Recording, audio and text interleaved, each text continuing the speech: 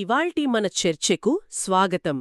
ఒక చిన్న ఇనుపు మేకును నీళ్లలో వేస్తే టక్కున మునిగిపోతుంది.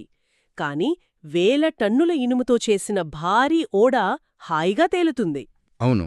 ఈ విచిత్రం గురించి ఎప్పుడైనా ఆలోచించారా? ఈరోజు మనం ఈ తేలుడు వెనుక ఉన్న అద్భుతమైన శాస్త్రాన్ని, దాని వెనుక ఉన్న మేధస్సును లోతుగా పరిశీలించబోతున్నాం. మన దగ్గర ఉన్న ఈ పత్రాలు కేవలం తేలుడు నియమాన్ని వివరించడమే కాదు, మానవ చరిత్రను, వాణిజ్యాన్ని, చివరికి మన నిలబడ్డ ఈ నేలను కూడా ఎలా ప్రభావితం చేసిందో వివరిస్తున్నాయి. అవును. ఇది కేవలం ఫిజిక్స్ పాఠం కాదు.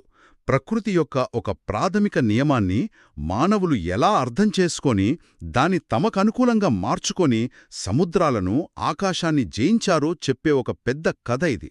అంటే మన లక్ష్యం కేవలం సూత్రాలను బట్టి పట్టడం కాదు. అస్సలు కాదు. మన లక్ష్యం ఈ సూత్రాలను అర్థం చేసుకోవడమే కాదు, వాటివల్ల మన ప్రపంచం ఎలా మారిందో చూడటం. అయితే ఈ కథ ఎక్కడ మొదలైందో అక్కడికే వెళ్దాం. సుమారు 2000 సంవత్సరాల క్రితం ఒక స్నానాల తొట్టిలో పుట్టిన ఒక యురేకా క్షణంతో మొదలుపెడదాం. మనం ప్రాచీన గ్రీస్లోని సిరక్యూజ్లో ఉన్నాం. అక్కడి రాజు హీరో 2 తనకోసం ఒక కొత్త బంగారు కిరీటాన్ని చేయించుకున్నారు. కాని అతనికొక అనుమానం వచ్చింది. ఆ స్వర్ణకారుడు నిజాయితీపరుడేనా అని. సరిగ్గా. కిరీటంలో బంగారానికి బదులు చౌకైన వెండిని కలిపాడేమో అని. ఈ సమస్యను పరిష్కరించే బాధ్యతను ఆ కాలంలోని గొప్ప మేధావి ఆర్కిమిడిస్కు అప్పగించారు. అయితే ఇక్కడొక చిక్కుంది. కిరీటాన్ని కరిగించకుండా, పాడు చెయ్యకుండా అందులో కల్తీ ఉందో లేదో చెప్పాలి. ఇది అసాధ్యమైన పనిలా అనిపిస్తుంది. అవును, అసాధ్యమే. ఆర్కిమిడీస్ రోజుల తరబడి దీని గురించి ఆలోచిస్తూ గడిపారు. ఒకరోజు బాగా అలిసిపోయి ఆలోచనలతో నిండిన తలతో స్నానం చేయడానికి ఒక పబ్లిక్ బాత్ హౌస్కి వెళ్లారు. అతను నిండుగా ఉన్న తొట్టిలోకి దిగగానే కొన్ని నీళ్లు బయటికి పొంగాయి. ఇది మనందరికీ జరిగేదే. కాని ఒక సాధారణ సంఘటనలో అసాధారణమైన విషయాన్ని చూడటమే మేధావి లక్షణం. ఇక్కడే ఆ మెరుపు మెరిసింది. పొంగిన నీళ్లను చూసి ఆయనకు సమాధానం దొరికింది. ఖచ్చితంగా. ఆ క్షణంలో ఆయనకు అర్థమైంది ఏమిటంటే, ఒక వస్తువును నీటిలో ముంచినప్పుడు అది తన ఘనపరిమాణానికి సమానమైన నీటిని స్థానభ్రంశం చేస్తుంది, అంటే బయటకు నెడుతుంది. దీని ఆధారంగా వేర్వేరు లోహాలు ఒకే బరువున్నప్పటికీ వాటి ఘనపరిమాణం వేరువేరుగా ఉంటుందని గ్రహించారు. ఆ ఆనందంలో బట్టలేసుకోవడం కూడా మర్చిపోయి యురేకా యురేకా అని అరుస్తూ సిరక్యూస్ వీధుల్లో పరిగెత్తారని కథ. కనుగొన్నాను అని. అవును. ఈ చిన్న పరిశీలనే ఆర్కిమిడీస్ సూత్రంగా మారింది. అయితే ఆ సూత్రం సరిగ్గా ఏమి చెప్తుంది? తేలికైన మాటల్లో చెప్పాలంటే చాలా సరళంగా ఉంటుంది. చూడండి, ఒక వస్తువు నీటిలో ఉన్నప్పుడు నీళ్లు దాన్ని పైకి నెడతాయి. ఆ పైకి నెట్టే బలాన్నే మనం ఊర్ధ్వబలం లేదా బాయంట్ ఫోర్స్ అంటాం. సరే, పైకి నెడుతుంది. సరే, నీళ్లు పైకి నెడతాయి, అర్థమైంది. కాని ఒక వస్తువు తేలాలా లేదా మునగాలా అని ఏది నిర్ణయిస్తుంది? ఇది 2 బలాల మధ్య జరిగే ఒక యుద్ధంలాంటిదా?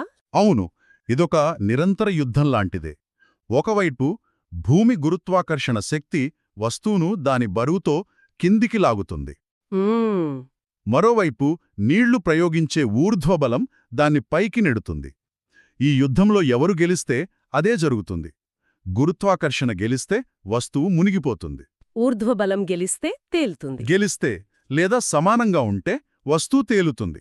ఈ యుద్ధ ఫలితాన్ని నిర్ణయించేదేమిటి? ఇక్కడే సాంద్రత లేదా డెన్సిటీ అనే పదం వస్తుంది కదా. సరిగ్గా అదే.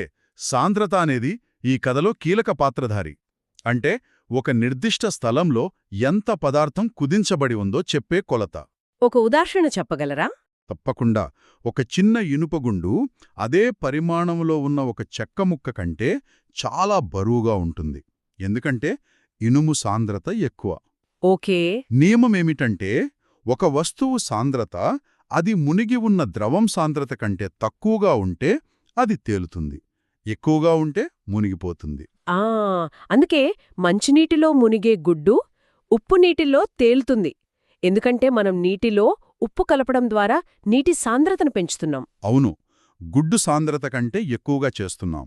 రైట్. దీనికి అంతిమ ఉదాహరణ డెడ్ సీ, మృత సముద్రం. అక్కడ నీటిలో ఉప్పు సాంద్రత ఎంత ఎక్కువగా ఉంటుందంటే మనుషులు ఎలాంటి ప్రయత్నం లేకుండానే కుర్చీలో కూర్చున్నట్లు తేల్తారు. నిజమా? నిజం. అక్కడ నీటి ఊర్ధ్వబలం మన బరువును చాలా తేలిగ్గా ఓడిస్తుంది. ఈ సూత్రం తెలిసాక మానవ మేధస్సు దీన్ని ఎలా వాడుకుందో చూస్తే ఆశ్చర్యం వేస్తుంది. ఆర్కిమిడీస్ ఆలోచన నుండి మనం నేరుగా ఓడల విషయానికి వద్దాం. ఇనుము సాంద్రత నీటికంటే 7 రెట్లు ఎక్కువ. అయినా 1000 టన్నుల ఇనుప ఓడ తేల్తుంది. ఇది కేవలం ఆకృతితో చేసిన మాయాజాలం తదా? మాయాజాలం కాదు, అద్భుతమైన ఇంజనీరింగ్.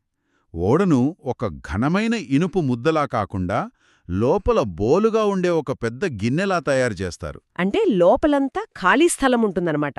అవునా, ఆ ఖాళీ స్థలమంతా గాలితో నిండి ఉంటుంది. ఇప్పుడు మనం ఓడ మొత్తం ఘనపరిమాణాన్ని, అంటే ఇనుము ప్లస్ లోపలి గాలి లెక్కించి దాని మొత్తం బరువుతో భాగిస్తే వచ్చే సగటు సాంద్రత నీటి సాంద్రత కంటే చాలా తక్కువగా ఉంటుంది. ఓకే, అంటే ఓడ తన ఆకారం ద్వారా సాంద్రత అనే నియమాన్ని తనకు అనుకూలంగా మార్చుకుంటోందన్నమాట.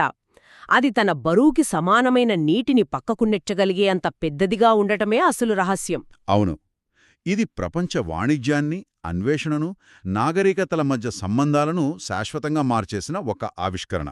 అయితే ఈ సూత్రం తెలియకముందు ఓడలను ఎంత బరువరకు లోడ్ చేయాలో తెలియక చాలా ప్రమాదాలు జరిగేవి. మన సోర్సులలో ప్లిమ్సాల్ లైన్ అనే ఒక గుర్తు గురించి ప్రస్తావించారు. ఓడల పక్క భాగంలో కొన్ని గీతలుంటాయి. అదేనా అది? దాని వెనుక ఒక కథే ఉందనిపిస్తుంది. చాలా పెద్ద కథే ఉంది. 19వ శతాబ్దంలో కొందరు దురాశపరులైన ఓడల యజమానులు బీమా డబ్బుల కోసం తమ ఓడలపై మోయలేని బరువును ఎక్కించి అవి మునిగిపోయేలా చేసేవారు. అయ్యో! వాటిని కాఫిన్ షిప్స్ అని పిలిచేవారు. దీనివల్ల వేలాది మంది నావికులు ప్రాణాలు కోల్పోయేవారు. దీన్ని చూసి చలించిపోయిన శామ్యుయల్ ప్లిమ్సాల్ అనే బ్రిటిష్ పార్లమెంట్ సభ్యుడు దీనికి వ్యతిరేకంగా పెద్ద ఉద్యమం నడిపారు. అంటే ఆ గీత ఒక ఓడను ఎంతవరకు సురక్షితంగా లోడ్ చేయవచ్చో చెప్పే ఒక ప్రామాణికమన్నమాట. సరిగ్గా. ఆ ప్లిమ్సాల్ లైన్ వేర్వేరు నీటి రకాలకు, అంటే ఉప్పునీరు, మంచినీరు, చల్లని నీరు, వెచ్చని నీరు, వీటికి వేర్వేరు లోడింగ్ స్థాయిలను సూచిస్తుంది. ఎందుకని? నీటి సాంద్రత మారుతుందా? కరెక్ట్. నీటి సాంద్రత ఉష్ణోగ్రతను బట్టి, ఉప్పు శాతాన్ని బట్టి మారుతుంది. ఈ చిన్న గుర్తు అంతర్జాతీయ వాణిజ్యాన్ని సురక్షితంగా మార్చడమే కాకుండా లెక్కలేనన్ని ప్రాణాలను కాపాడింది. ఇదొక భౌతిక సూత్రం మానవతావాదంతో కలిసినప్పుడు ఎంత శక్తివంతంగా మారుతుందో చెప్పడానికి ఒక గొప్ప ఉదాహరణ.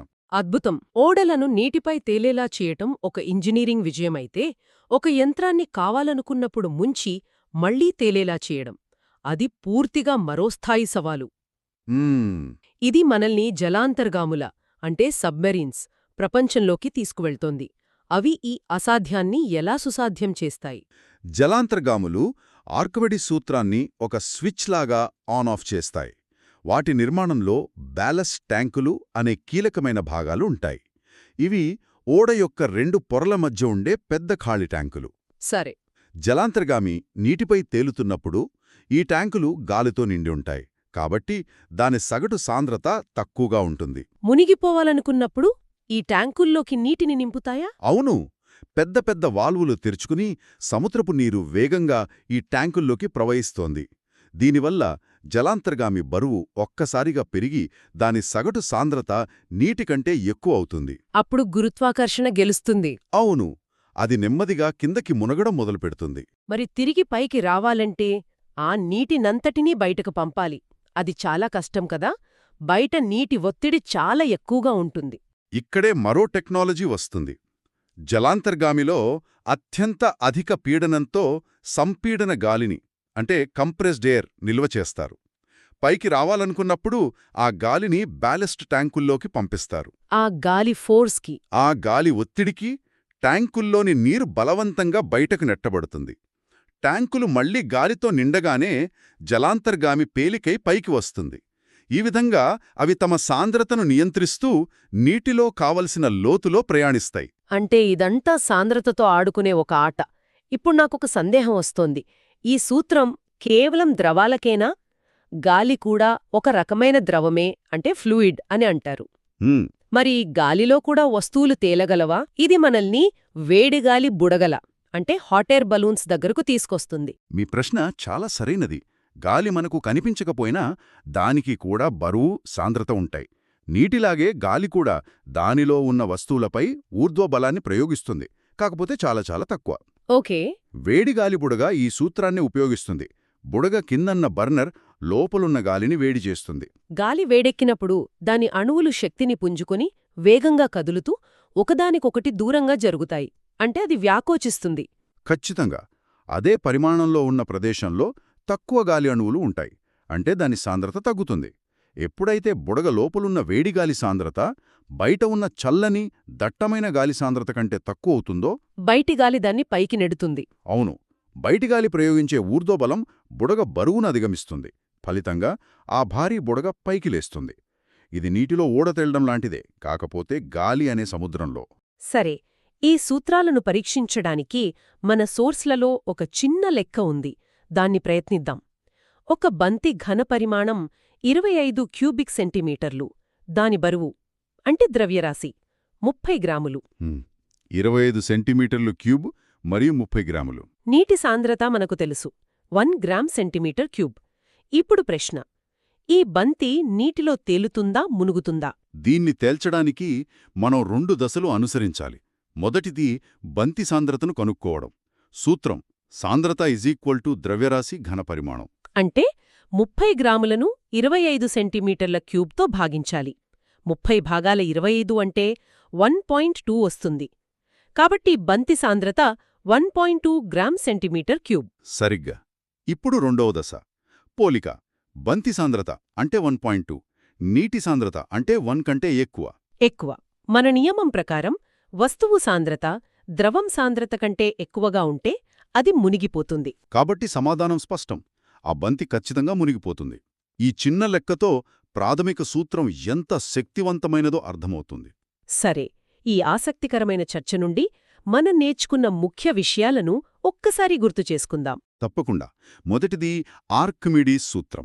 ఒక వస్తువుపై పనిచేసే ఊర్ధ్వబలం అది స్థానభ్రంశం చేసిన ద్రవం బరువుకు సమానం. రైట్. రెండవది తేలడానికి షరతు. ఇది 2 బలాల మధ్య జరిగే యుద్ధం. గురుత్వాకర్షణ అంటే బరువు మరియు ఊర్ధ్వబలం సాంద్రత ఈ యుద్ధ ఫలితాన్ని నిర్ణయిస్తుంది. మూడవది అనువర్తనాలు. ఇది కేవలం పాఠ్యపుస్తకాలకే పరిమితం కాదు. ఓడలు, జలాంతర్గాములు, వేడిగాలి బుడగలు అన్నీ ఇదే సూత్రాన్ని ఉపయోగించి మానవ మేధస్సుకు నిదర్శనంగా నిలుస్తాయి. మన సోర్స్లలో హైడ్రోమీటర్ అనే పరికరం గురించి కూడా క్లుప్తంగా ఉంది. అది కూడా ఇదే సూత్రంపై పనిచేస్తుందా? దాని ఉపయోగమేమిటి? అవును, హైడ్రోమీటర్ అనేది తేలుడు నియమం యొక్క చాలా ఆచరణాత్మక అనువర్తనం. అది గాజుతో చేసిన ఒక చిన్న పరికరం. దాన్ని వేరువేరు ద్రవాలలో ముంచినప్పుడు ఆ ద్రవం యొక్క సాంద్రతను బట్టి అది వేరువేరు స్థాయిలలో తేలుతుంది. అంటే దట్టమైన ద్రవంలో ఎక్కువ పైకి తేలుతుంది.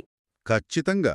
దట్టమైన ద్రవంలో ఎక్కువగా పైకి తేలుతుంది, పలచని ద్రవంలో ఎక్కువగా మునుగుతుంది. దానిపై ఉన్న స్కేల్ను చదవడం ద్వారా మనం ఆ ద్రవం యొక్క సాపేక్ష సాంద్రతను కనుక్కోవచ్చు. ఓ, దాన్ని ఎక్కడ వాడతారు? చాలా చోట్ల. పాలలో నీళ్లు కలిపారో లేదో తెలుసుకోవడానికి, బీర్ లేదా వైన్ తయారీలో ఆల్కహాల్ శాతాన్ని కొలవడానికి, కారు బ్యాటరీలలో యాసిడ్ సాంద్రతను తనిఖీ చేయడానికి, ఇలా చాలా ఉపయోగాలున్నాయి. ఈ అద్భుతమైన విశ్లేషణకు ధన్యవాదాలు.